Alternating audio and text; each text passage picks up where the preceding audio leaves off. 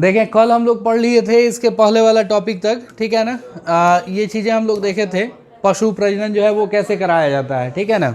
आज का टॉपिक हम लोगों का होगा कृत्रिम वीर्य सेचन। ध्यान से देखेंगे हम लोग।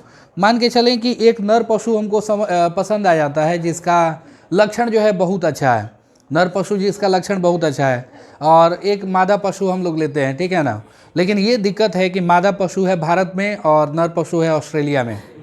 समझ में आ रहा है ना, नर पशु ऑस्ट्रेलिया में है। तो दोनों का अगर संकरण हम लोग कराना चाहते हैं, दोनों के लक्षण एक में लाना चाहते हैं, तो इसके लिए क्या उपाय है। उस नर पशु को हम लोग ऑस्ट्रेलिया से लेके आएंगे इंडिया, या फिर जो है कोई और उपाय करेंगे। बिल्कुल, उसके लिए दूसरा उपाय है, उसके लिए एआई है। समझ में आ रहा है ना, आर्टिफिशियल इंसेमिनेशन। आर्टिफिशियल क्या चीज़, इंसेमिनेशन। बायोलॉजी में आर्टिफिशियल इंसेमिनेशन, और कंप्यूटर की दुनिया में, मोबाइल की दुनिया में आर्टिफिशियल इंटेलिजेंस, एआई। एआई का ज़माना है ये, समझ में आ रहा है ना। तो आर्टिफिशियल इंसेमिनेशन जो है ये ऐसी तकनीक है जिसमें हम लोग कलेक्ट करते हैं। किसको कलेक्ट करते हैं, सीमेन को। समझ में आ रहा है ना, जो भी स्वस्थ नर पशु होते हैं उनके वीर्य को एकत्रित किया जाता है, और उनके वीर्य को एकत्रित करके, इसमें 2 पॉइंट हम लोग याद रखेंगे। वीर्य को एकत्रित किस में किया जाता है, हाँ, लिक्विड नाइट्रोजन, बिल्कुल, तरल नाइट्रोजन। समझ में आया ना, और कितना डिग्री पे, और परागकणों को किस पे संरक्षित किया जाता है, सेम। समझ में आ रहा है ना, उसके लिए भी कुछ बदलता नहीं है, यही डाटा रहता है। बिल्कुल, लिक्विड नाइट्रोजन में भी उसको हम लोग संग्रहित करते हैं, और -196 डिग्री सेल्सियस पे, -196। देखते हैं ना हम लोग, डॉक्टर जो है होते हैं वेटरनरी डॉक्टर, सीम वगैरह डालने के लिए आते हैं, छोटा फ्रीज लेके आते हैं, वो खोलते ही धुआं निकलने लगता है। किसका धुआं है वो, लिक्विड नाइट्रोजन का है। समझ में आ रहा है ना, क्योंकि उसी में उसको प्रिजर्व किया जाता है। स्पर्म और पॉलन ग्रेन, इन दोनों को प्रिजर्व करने के लिए किसका यूज़ किया जाता है, लिक्विड नाइट्रोजन का। टेम्परेचर कितना होना चाहिए, -196 डिग्री सेल्सियस, ठीक है ना। तो ध्यान रखें हम लोग कि जिस नर का चयन किया गया है जनक के रूप में, समझ में आ रहा है ना, उसका वीर्य एकत्रित करके प्रजनक जो होते हैं ना, प्रजनक, ये उस मादा के जनन पथ में अंतरक्षेप कर देते हैं। और जनन पथ में अंतरक्षेप करने के बाद जो है देखें, वीर्य का प्रयोग तुरंत किया जाना चाहिए। जैसे ही नर पशु से वीर्य इकट्ठा किया जा रहा है, तुरंत उसका प्रयोग करें। अगर तुरंत नहीं करना है तो तुरंत नहीं करना है, तो उसको क्या करें हम लोग, हिमीकृत करके, ठीक है ना। हिमीकृत मतलब जो है हो गया क्या चीज़, लिक्विड नाइट्रोजन में -196 डिग्री सेल्सियस टेम्परेचर पर जो है हम लोग उसको बंद कर देते हैं। उसके बाद जहाँ चाहें वहाँ ले जा सकते हैं, जहाँ मादा रह रही है वहाँ हम लोग लेके जा सकते हैं, और वांछनीय संगम की क्रियाएं हो सकती हैं। जैसे चाहें वैसे जो है उनका संयोग हम लोग करवा सकते हैं। तो एक ये तकनीक है आर्टिफिशियल इंसेमिनेशन। इसका डेफिनेशन भी हम लोग याद रखेंगे, और इससे जुड़ी ये 2 बातें याद रखेंगे। किसको कहते हैं कृत्रिम वीर्य सेचन, ये जो है ना प्रजनन की ऐसी विधि है जिसमें नर पशु का, ठीक है ना, वीर्य इकट्ठा कर लिया जाता है, और वांछित नर पशु का जो है वीर्य इकट्ठा कर लिया जाता है। फिर उसको जो है तुरंत या फिर बाद में प्रयोग करने के लिए हिमीकृत करके रख दिया जाता है, और वांछित जो है मादा पशु के जनन पथ में जो है वीर्य को क्या करते हैं, निक्षेपित कर देते हैं। इस तकनीक को ही कहा जाता है क्या चीज़, कृत्रिम वीर्य सेचन। क्या कहा जाता है, कृत्रिम वीर्य सेचन, आर्टिफिशियल इंसेमिनेशन, ठीक है ना। तो ये एक प्रक्रिया याद रखेंगे। एक दूसरी प्रक्रिया जो यहाँ से क्वेश्चन आता है इसी टॉपिक से, समझ में आ रहा है ना, वो ये है मोएट। याद होगा हमें मोएट, मोएट याद है ना। मोएट का प्रयोग किया जाता है किसके किसके लिए, ये देखें, पहले तो हम लोग इसका फुल फॉर्म जाने, ठीक है ना। यहाँ देखें लिखा हुआ है मोएट, ठीक है ना, मोएट, MOET। तो इसको, इसका फुल फॉर्म क्या होता है, मल्टीपल ओव्यूलेशन एम्ब्रायो ट्रांसफर। समझ में आ रहा है ना, ये भ्रूण अंतरण का जो है एक तरीका है मोएट। इसमें हम लोग मादा के शरीर में, ठीक है ना, मादा पशु जो होती है, मादा पशु के शरीर में जो है ना क्या दे देते हैं बताएं, कौन सा हार्मोन लगा देते हैं बताएं। ये देखिए FSH यानी follicle stimulating hormone. Follicle stimulating hormone हम लोग दे देते हैं इस मोएट तकनीक में। फॉलिकल स्टिमुलेटिंग हार्मोन जो है वो डाल दिया जाता है मादा के शरीर में। जब फॉलिकल स्टिमुलेटिंग हार्मोन जाएगा ना, तो ये पूटक का परिपक्वन कराएगा, और उच्च अंडोत्सर्जन को प्रेरित करेगा। समझ में आ रहा है ना, उच्च अंडोत्सर्जन की को प्रेरित करेगा। सामान्य तौर पे एक गाय कितने अंडे देती है बताएं? गाय अंडे देती है ये जनन वाले हैं, समझ में आया ना। तो एक गाय के अंडाशय से एक बार में कितने अंडे जो है उत्सर्जित होते हैं? एक अंडे, ठीक है ना।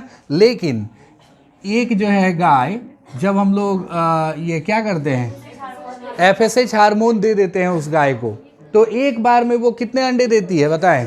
6 से 8 अंडे दे सकती है। समझ में आ रहा है ना, एक बार में जो है एक गाय कितने अंडे दे सकती है? 6 से 8। समझ में आ रहा है ना। तो एक अंडे की तुलना में 6 से 8 अंडे। और ये देखें, ये जो गाय चुना जाता है जिसमें FSH दिया जाता है, वो एक सुपेरियर वैरायटी की होती है।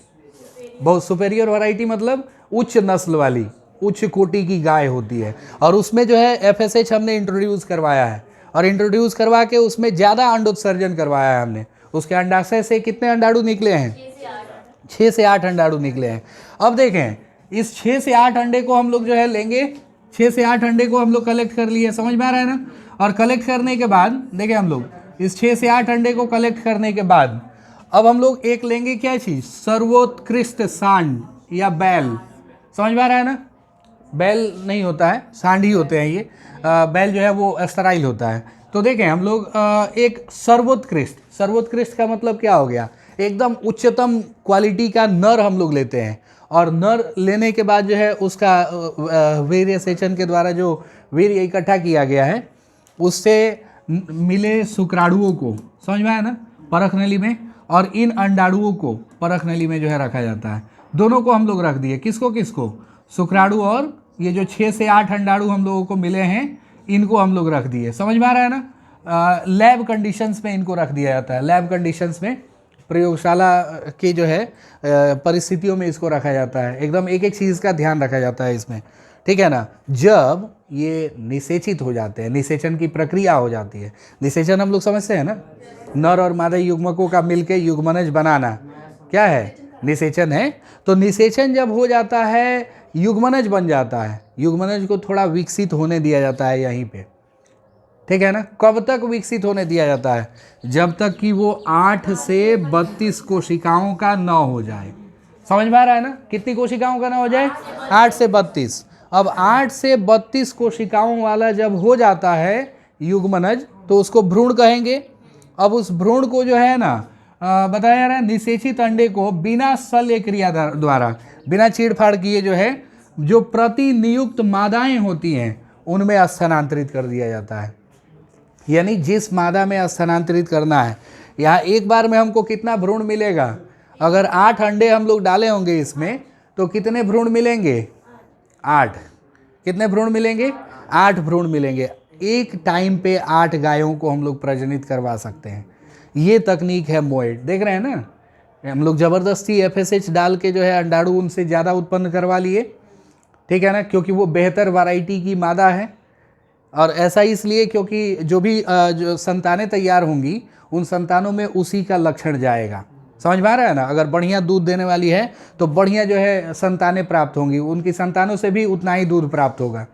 तो इसलिए ये तकनीक हम लोग करवा रहे हैं।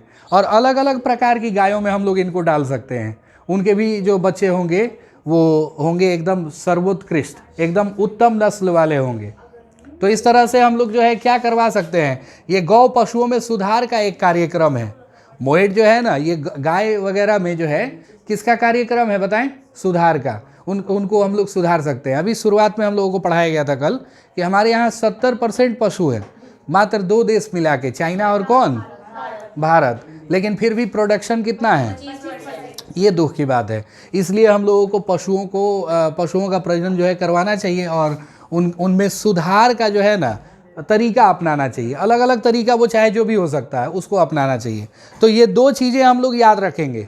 समझ में आ रहा है ना। एक ऊपर AI हमने पढ़ा, और एक क्या पढ़ा? मोएड। मोएड से क्या क्या सवाल आता है? एक तो इसका फुल फॉर्म पूछेगा, समझ में आ रहा है ना। एक पूछेगा कि कौन सा हार्मोन डाला जाता है गाय में? FSH। इसको याद रखेंगे। FSH का फंक्शन वैसे भी हम लोग जानते हैं। FSH का फुल फॉर्म क्या होता है? फॉलिकल स्टिमुलेटिंग हार्मोन, ठीक है ना। इसमें कृत्रिम वीर्य सेचन का सहारा लिया जाता है। और ये जरूर याद रखें कि 8 से 32 कोशिकाओं का जब हो जाता है तभी स्थानांतरित किया जाता है उसको परख नली से, किस में, मादाओं में, मादा के शरीर में। समझ में आ रहा है ना।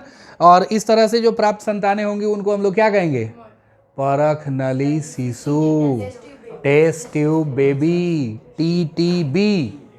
समझ में आ रहा है ना, क्या कहेंगे, TTB कहेंगे, ठीक है। हैं? हाँ जानवरों में भी है तो उससे क्या दिक्कत, वो भी उनके बेबी हैं। ठीक है। अगला टॉपिक हम लोग क्या देखेंगे बताएं, मधुमक्खी पालन। मधुमक्खी पालन के लिए ऑलरेडी एक चैनल पे वीडियो बना हुआ है, समझ में आ रहा है ना। वो आज से कुछ महीने पहले का वीडियो होगा जिसमें बताया गया है मधुमक्खी के बारे में, ठीक है ना। पूरा 14 मिनट 20 सेकंड के आसपास का वीडियो है, उसको हम लोग देख लेंगे। मधुमक्खियों से रिलेटेड जो है वो टोटल डाउट क्लियर हो जाएगा। उस पर थंबनेल लगा हुआ है मधुमक्खी का, समझ में आ रहा है ना, मधुमक्खी जो है। लेकिन फिर भी हम लोग इसको एक बार देख लेते हैं थोरोली। देखें मधुमक्खी जो है पालन किसको कहते हैं बताएं। मधुमक्खियों, शहद के उत्पादन के लिए मधुमक्खियों के छत्तों का रख रखाव ही क्या कहलाता है, मधुमक्खी पालन। या फिर इसको दूसरे नाम से भी हम लोग जानते हैं, क्या कहते हैं, मौन पालन। और क्या कहा जाता है इसको, बिल्कुल एपीकल्चर हम लोग बोल सकते हैं। ये चीज़ें याद रखेंगे, एपीकल्चर, ठीक है ना। एपीकल्चर क्यों नाम दिया गया है, क्योंकि मधुमक्खी का वैज्ञानिक नाम होता है एपिस। क्या होता है, एपिस। हमारे यहाँ कितने तरह की एपिस पाली जाती हैं, देखिए हम लोग एपिस मिलीफेरा, एपिस क्या, एपिस मिलीफेरा, ठीक है ना, Apis mellifera, Apis indica, Apis indica, ठीक है ना, एपिस फ्लोरिया, एपिस फ्लोरिया हो गया। एपिस क्या चीज़, एपिस डॉर्सेटा, एपिस डॉर्सेटा हो गया, ठीक है ना, एपिस डॉर्सेटा और एपिस एडमसोनी, ठीक है ना। इतना सारा चीज़ जो है, इतना सारा जो है क्या मधुमक्खी पाला जाता है। कहाँ पे, अपने इंडिया में। टॉप वैरायटी की मधुमक्खी कौन है, ये वाली है एपिस मिलीफेरा। अपने यहाँ इंडिका भी पाली जाती है, लेकिन ये वाली जो है ना, ये वाली ये इटालियन है। कहाँ की प्रजाति है ये भी सवाल कई बार पूछा गया है कि बताइए एपिस मिलीफेरा कहाँ की प्रजाति है। हम लोग क्या बताएंगे, इटालियन प्रजाति है। कहाँ की प्रजाति है ये, इटालियन प्रजाति है। समझ में आ रहा है ना, इटालियन जो है प्रजाति है ये। और सबसे ज़्यादा क्या उत्पन्न करने वाली है, शहद। हाँ दूध नहीं बोल देंगे। सबसे ज़्यादा जो है क्या है, शहद उत्पादन करने वाली है। ये देखें प्राचीन काल से ही चला आ रहा है, एक क्या है, कुटीर उद्योग है। कुटीर उद्योग मतलब बिल्कुल हम लोग घर में लगा सकते हैं, इसको छत पे लगा सकते हैं, इतना आसान ये उद्योग है ना। हाँ बिल्कुल, छोटे बागान में हम लोग लगा सकते हैं, कुछ नहीं हमारे यहाँ तो छत पे लगा सकते हैं एकदम छोटा छोटा जो है एपियरी बना के। और हम लोग जो है क्या कर सकते हैं, सरसों के खेत में भी कर सकते हैं हम लोग। वो तो और बेहतर है क्योंकि उनको पास में फूल मिल जाएगा, उनको फूल से ही मतलब है, ठीक है ना। ऐसा नहीं है कि मधुमक्खी पालन यहाँ किए और 10 किलोमीटर जाना पड़े उनको जो है क्या लाने के लिए, फूलों का रस लाने के लिए। मधुमक्खी बेचारी थक के हार के कहेगी चलो वहीं घर बनाते हैं अपना। समझ में आ रहा है ना। तो ख़ास तौर पे मधुमक्खी पालन वहाँ करना चाहिए जहाँ आसपास में फूल हों, फूलों के बागान में, ठीक है ना। जो लोग क्या करते हैं, फ्लोरिकल्चर करते हैं, फूलों की कृषि करते हैं, वहाँ पे जो है उनको फ्री में मधुमक्खी पालन जो है मिल जाता है। मधुमक्खी आ ही जाती है, वहाँ बहुत सारे फूल है ना, मधुमक्खी आ जाती है तो उनको शहद की भी प्राप्ति हो जाती है। जो लोग जो है किसकी कृषि करते हैं, फूलों की कृषि, ठीक है ना। तो देखिए हम लोग की शहद का उपयोग क्या है बताएं। सबसे पहले तो ये एक महत्वपूर्ण जो है क्या है, आहार है। दूसरा नंबर क्या है, ये औषधि है। समझ में आ रहा है ना। सर्दी होगा हम लोग क्या लेते हैं, शहद लेते हैं। छींक आने लगा, खांसी होने लगा, खाना नहीं पच रहा है, ठीक है, बच्चे को कोई दिक्कत हो गई है, उसको भी हम लोग क्या खिलाते हैं, शहद खिलाते हैं। समझ में आ रहा है ना। तो एक दवाई और हजारों जो है इलाज इसके हैं, किसके, शहद के। तो क्या मधुमक्खियों से केवल शहद ही मिलता है, कांतिवर्धक वस्तुएं। समझ में आ रहा है ना। कांति मतलब क्या होता है, कांति। इसको हम लोग इंग्लिश में समझते हैं। हाँ ये ऐसा वर्ड है, इसको हम लोग कॉस्मेटिक्स बोलते हैं। समझ में आया, कांति मतलब होता है काया, मतलब रूप रंग, समझ में आ रहा है ना। तो रूप रंग को निखार कराने वाला जो वस्तु बनाया जाता है, जितना पाउडर क्रीम मेकअप का सामान उसमें जो है यूज होता है, इनका क्या चीज, मोम, मधुमक्खियों का मोम जो है यूज होता है, ठीक है ना। ये देखें हम लोग, मोम जो है ये भी पैदा करती हैं, ठीक है ना। तो मोम जो है ना, मोम का उपयोग किसमें किसमें किया जाएगा बताएं। हाँ, कॉस्मेटिक्स में, कॉस्मेटिक्स बनाने में, और क्या बनाने में, पॉलिश बनाने में, समझ में आ रहा है ना। इसमें जो है उपयोग किया जाता है शहद का, शहद का नहीं सॉरी, शहद तो हम लोग औषधि और खाने के सामान में, मोम का उपयोग किया जाता है। अभी इतना ही नहीं है, मधुमक्खियों से और क्या मिलता है, और क्या मिलता है मधुमक्खियों से, नाम याद नहीं है, पैसा ये भी बात है। लोग जो है कहते हैं कि भाई मधुमक्खी आके हमारे यहाँ छत्ता लगाए, समझ में आ रहा है ना। जितना ज़्यादा छत्ता लगाएगी उतना ही जो है पैसा बढ़ेगा, ठीक है। वही बिरनी लगा दे तब बिरनी लगाए तो लोग भगा देते हैं, ठीक है, कहते हैं कि झगड़ा होगा, इसलिए कि उससे कुछ मिलने वाला नहीं है, उल्टे में काट लेगी तो अलगे हाँ, समझ में आ रहा है ना, इनसे मिलता है, इसलिए कहते हैं कि हाँ पैसा बढ़ेगा। जाहिर है, शहद आएगा तो पैसा बढ़ेगा, ठीक है ना, मोम मोम आएगा पैसा बढ़ेगा, कॉस्मेटिक्स बनाने वाली चीज़ें मिलेंगी, ठीक है। बिरनी से कुछ भी मिलने वाला नहीं है, ठीक है ना, इसलिए उसको लोग कहते हैं कि भाई इसको भगाओ, जल्दी भगाओ, ठीक है। देखिए हम लोग, यह चाहे उद्योग लघु हो या बड़े पैमाने पर क्यों ना हो, ये व्यवसाय का एक बहुत बढ़िया तरीका बन चुका है, ठीक है ना, व्यवसाय का एक बहुत बढ़िया माध्यम बन चुका है। मधुमक्खियों से एक और चीज विष प्राप्त होता है, विष, जीव विष, जहर, समझ में आया ना। देखिए हम लोग, हमारे यहाँ की मधुमक्खियों का नाम यहाँ पे लिया गया है, कौन सी, एपिस इंडिका। एपिस इंडिका हमारे यहाँ की अत्यंत ही सामान्य प्रजाति है, और सबसे ज़्यादा शहद देने वाली कौन है, एपिस मेलिफेरा। एपिस मेलिफेरा का नाम याद रखेंगे हम लोग। ये मधुमक्खी पालन जो है वहाँ किया जा सकता है जहाँ पे क्या हो, फलों के बगीचे, लहलहाती फसलों के, पर्याप्त कृषि क्षेत्र हो या चारागाह हो, वैसे जगह पे हम लोग कर सकते हैं। कुछ नहीं है तो मक्खी के छत्तों को घर के किसी आंगन पे, किसी के घर के आंगन तथा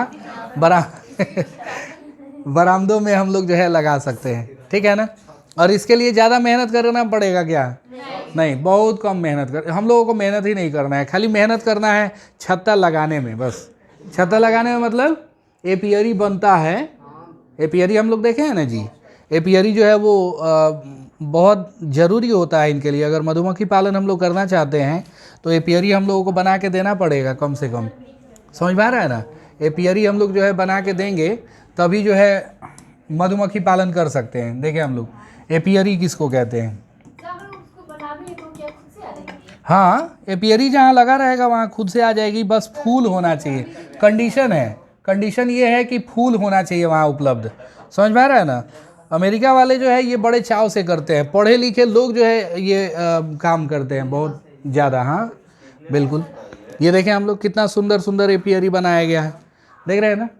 इसको जो है हम लोग, ये लकड़ी का बना हुआ होता है या प्लास्टिक का भी होता है, लेकिन इसको देखें हम लोग खेत वगैरह में अगर लगा देते हैं ना, बहुत अच्छा होगा, वहाँ पे प्रोडक्शन जो है बहुत बढ़िया होगा। इधर से जाने का रास्ता होता है इसमें, ठीक है ना। ये देखिए कलरफुल एपियरी, इसको देख के और ज़्यादा आकर्षित होती है। हम लोग जानते हैं कीट जो है वो किसको देख के आकर्षित होते हैं, यहाँ देख रहे हैं ना बगल में क्या है, झाड़ियाँ वगैरह हैं, तो ये ऐसे जगह पे जो है मधुमक्खी पालन बहुत बेहतर होता है।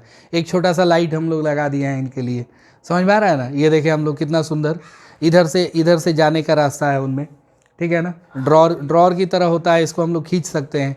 तो ये एपियरी में ऐसा जो है क्या बनाया जाता है, ब्रैकेट बना के रखा जाता है, देख रहे हैं ना। इसी में मधुमक्खी आके इकट्ठा होती हैं और उसके बाद जो है शहद जमा करती हैं।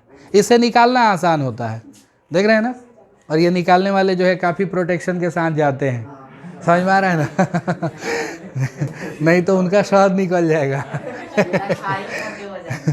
देखिए सब 3 तरह की होती है। अभी वही बताए कि एक वीडियो है, उसको हम लोग देख लेंगे, ये सारा डाउट क्लियर हो जाएगा। 3 तरह की मधुमक्खियाँ होती हैं। एक मधुमक्खी होती है कौन सी, रानी मधुमक्खी। एक छत्ते में एक ही रानी मधुमक्खी होगी। ड्रोन होती है 10 से 100 के आसपास, और फिर जो है बाकी जो बच गई 8,000, 3,000 से 8,000 तक, वो होती हैं कौन? कार्यकर्ता मधुमक्खियाँ, श्रमिक मधुमक्खियाँ। श्रमिक मधुमक्खियाँ ही सारा काम करती हैं। डंक कौन मारती है हम लोगों को? श्रमिक ही मारती है, क्योंकि उन्हीं के मेहनत को हम लोग बर्बाद किए हैं। समझ में आया ना? सारा काम करती वो हैं। फूलों का रस ला के इकट्ठा करना, छत्ता बनाना, टोटल काम जो है वही करती हैं। रानी मधुमक्खी सिर्फ प्रजनन के लिए है और पूरा मधुमक्खियों को आदेश देने के लिए है। रानी मधुमक्खियाँ जो है वो एक रसायन का स्राव करती हैं, जिससे सारी मधुमक्खियों को आदेश मिलता है। फेरोमोन बोलते हैं उसको। क्या बोलते हैं? फेरोमोन। वही फेरोमोन जब जब स्रावित होगा, मधुमक्खियों को जो है आदेश मिलता है कि भाई करना क्या है। समझ में आ रहा है ना? और ड्रोन तो वो केवल जनन के लिए ही होते हैं। ड्रोन केवल जनन के लिए ही होते हैं। तो देखें हम लोग, ये चीज़ें हो गई। इसके बाद समझते हैं मधुमक्खी पालन जो है अपेक्षाकृत आसान है, लेकिन इसके लिए ज़रूरत किसकी है?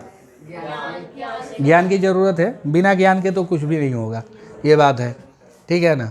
मधुमक्खी पालन के लिए हमें किसका किसका ज्ञान होना चाहिए, ज़रा देखते हैं हम लोग, नज़र डालते हैं। मधुमक्खियों की प्रकृति तथा स्वभाव का ज्ञान पता होना चाहिए। जैसे हम लोग देखे होंगे कि गांव में गायें जो है ना, वो अलग अलग समय पे किस तरह से बिहेव करती हैं। जो उसको उसके जानकार होते हैं वो तुरंत बता देते हैं कि भाई इस तरह की दिक्कत है इसको। समझ में आ रहा है ना? तो उस तरह से मधुमक्खियों के बारे में भी जानकारी होनी चाहिए, और ये पढ़ने से ही होगा। ठीक है ना? अगर हम लोग जो है मधुमक्खी पालन के बारे में पढ़ते हैं, तब जाके उनकी प्रकृति, उनका स्वभाव, ये सब पता चलेगा। मक्खी के छत्तों को रखने के लिए उपयुक्त स्थान का चयन, सही जगह। अभी हमने बताया कि सही जगह अगर नहीं होगा, बेडरूम में लगा देंगे, मधुमक्खी जाएगी? नहीं जाएगी। समझ में आ रहा है ना? तो इसके लिए जो है जगह क्या है वो डिसाइड करना होगा। ठीक है ना? मक्खियों के समूह को पकड़ना और उन्हें छत्ते में रखना। कई बार ऐसा होता है, मक्खियों का झुंड चल रहा होता है, उसको हम लोगों को पकड़ के और तब जो है छत्ते में डालना होता है। ठीक है ना? रानी मक्खी सबसे अलग होती है, उसमें देखिए खाली रानी मधुमक्खी रहेगी, सब बाकी सब मधुमक्खियां बन जाएंगी। बाकी सब आ जाती है ना? ऐसा कुछ नहीं है, सबको पकड़ के लाना पड़ता है। समझ में आ रहा है ना? विभिन्न वो हम लोग जो है एक रानी मधुमक्खी, कुछ ड्रोन और कुछ श्रमिक पकड़ लेंगे। उसके बाद श्रमिक जो है वो खुद ही बुला लेती हैं। समझ में आया ना? देखेंगे हम लोग कहीं भी दावत वावत रहता है तो बुलाया हम ही लोगों को जाता है, लेकिन आगे का कहानी हम लोग जानते हैं। समझ में आ रहा है ना? हाँ, तो वही हाल है। ठीक है ना? क्या 12th में पढ़ेगा लो जी? विभिन्न मौसम में छत्तों का प्रबंधन। ठीक है ना? अब बिहार के लोगों को इतना भी बताना पड़ जाए तो ये गड़बड़ बात है। विभिन्न मौसमों में छत्तों का प्रबंधन। पता चला बारिश में जो है छत्तों का उपयुक्त उपाय हम लोग नहीं किए हैं, तब फिर दिक्कत होगी, मधुमक्खियाँ भाग जाएंगी वहाँ से। ठीक है ना? प्रबंधन होना चाहिए। शहद और मोम का रख रखाव जो है वो बहुत बढ़िया से होना चाहिए। एकत्रीकरण जो है वो अच्छे से होना चाहिए। ठीक है ना? सबसे ज़्यादा मधुमक्खी कहाँ लगती हैं बताएं? ये देखें, सरसों। ठीक है ना? इन मतलब फसलों के आसपास लगती भी हैं और इनका परागण भी करवाती हैं। ठीक है ना? इन सारे पौधों में परागण की क्रिया किसके द्वारा होती है? हाँ, मधुमक्खियों के द्वारा। ठीक है ना? कीटों के द्वारा। अभी तो देखें मार्केट में ऐसा ऐसा हनी आ गया है जिसमें अब हम लोग जो फ्लेवर चाहते हैं वो फ्लेवर वाला हनी मिल जाएगा। बनाना फ्लेवर चाहते हैं, बनाना वाला मिलेगा। एप्पल का चाहते हैं, एप्पल का मिलेगा। स्ट्रॉबेरी का चाहते हैं, उसका मिलेगा। सब हैं? कितने दिन में शहद तैयार कर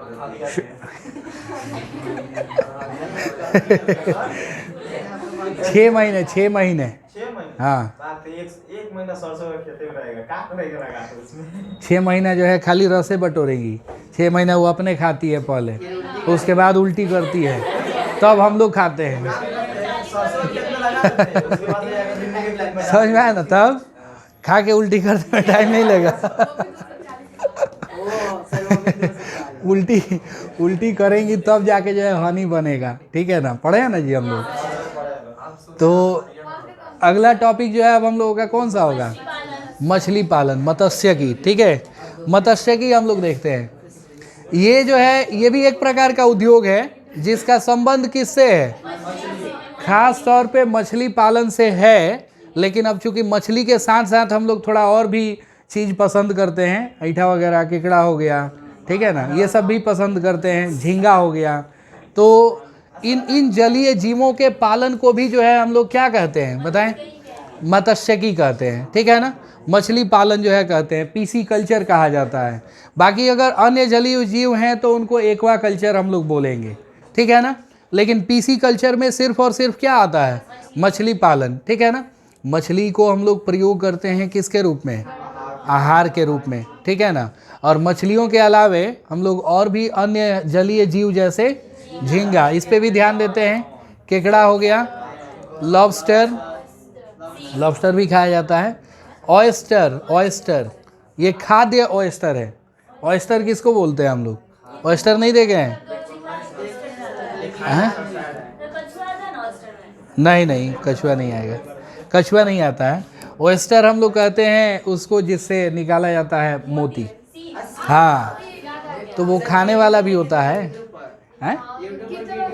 वीडियो देखे थे लो तब, ऑयस्टर ये देखें हम लोग, हाँ ये देखें हम लोग, ऑयस्टर जो होते हैं ना, ऑयस्टर से क्या निकाला जाता है,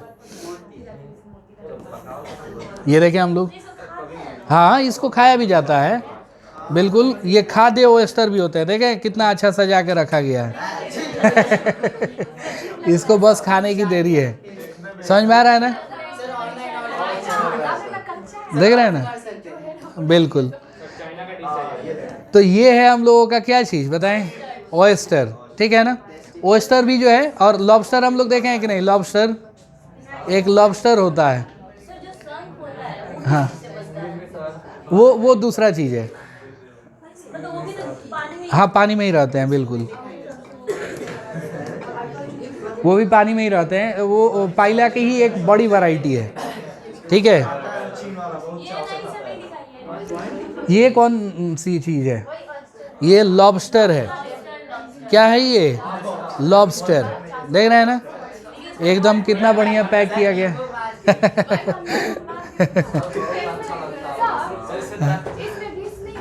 नहीं नहीं, विष अगर होता भी है तो उस भाग को निकाल दिया जाता है। ये जितने ट्रेंड कुक होते हैं ना, उनको दिया जाता है ये सब चीज़ें बनाने के लिए, ठीक है ना। नहीं तो फिर पता चला कि हम लोग जो है नहीं जानते हैं कि किस भाग में विष है, पता चला खा लिए उसको, तो फिर जो है गड़बड़ हो जाएगा, ठीक है, हाँ दोबारा नहीं खा पाएंगे। देखें इम्पॉर्टेंट क्वेश्चन आ गया, याद रखें, इम्पॉर्टेंट क्वेश्चन क्या है कि आप बताइए कुछ जो है कौन सी मछलियों के नाम, अलवणीय जल में पाई जाने वाली मछलियों के नाम, ठीक है ना। वैसी मछलियां जो ताजे जल में पाई जाती है, ताजे जल की मछलियां, अलवणीय जल को हम लोग क्या कहते हैं, ताजा जल कहते हैं। तो ताजा जल में पाई जाने वाली मछलियां कौन कौन है, कतला है, रोहू है, कॉमन कार्प है, समझ में आ रहा है ना। ये तीन मछलियों के नाम याद रखेंगे, ये कहाँ पाई जाने वाली मछलियां हैं, ताजे जल में। जबकि दूसरा जो है कैटेगरी हम लोग देखेंगे किसका, समुद्री मछलियों का, किसका देख लिया जाए, समुद्री मछलियों का देख लिया जाए। तो समुद्री मछलियों में ये देखें, समुद्री मछलियों में हिल्सा, सर्डाइन, मैक्रेल, पॉम्फ्रेट, ठीक है ना, ये सब मछलियां जो है किस में आएंगी, समुद्री मछलियों में। आप पता लगाइए कि आपके क्षेत्र में कौन सी मछली खाई जाती है हम लोगों के यहाँ तो प्यासी चलती है और रोहू चलती है, ठीक है, देखें, अच्छा वो नहीं है, पाम्फ्रेट अलग मछली है। देखें भारतीय अर्थव्यवस्था में जो है ना, मत्स्यिकी का महत्वपूर्ण स्थान है, बहुत इम्पोर्टेंट जो है मतलब रोल है इसका। वेस्ट बंगाल में और आंध्र प्रदेश में हम लोग देखेंगे मछली पालन जो है बहुत चाव से किया जाता है, समझ में आ रहा है ना। तटीय राज्यों में जितने भी मछुआरे हैं, किसान हैं, इनको एक आय का रोजगार प्रदान करती हैं, ठीक है ना। आय का रोजगार मिलता है इनको, और बहुत से लोगों के लिए यही जीविका का क्या है, साधन है। इसकी मांग भी जो है बहुत बढ़ रही है, देख रहे हैं हम लोग। मांग जो है, डिमांड इसका बढ़ रहा है कि नहीं बढ़ रहा है। हाँ, गोपालगंज हो तो उसमें भी कुछ भी हो सकता है। देखिए ना, हम लोग आए दिन न्यूज आते रहता है कि मछली के मुंडी के लिए मार हो गया, गोली चल गया। जल कृषि तथा मत्स्य पालन के लिए लवणीय और अलवणीय पादपों तथा जंतुओं के उत्पादन को बढ़ा सकते हैं हम लोग, ठीक है ना। तो ये हो गया मत्स्यिकी के बारे में। और मत्स्यिकी को जो है हम लोग किस क्रांति के नाम से जानते हैं? हाँ, नीली क्रांति, ब्लू रिवॉल्यूशन इसको कहा जाता है। एक बार हम लोग सारा रिवॉल्यूशन लिखे थे ना, याद होगा। तो ये था हम लोगों का मत्स्यिकी, ठीक है ना। अगले दिन हमारा टॉपिक शुरू होगा क्या चीज़? प्लांट ब्रीडिंग, पादप प्रजनन। इसको हम लोग अगले दिन देखेंगे।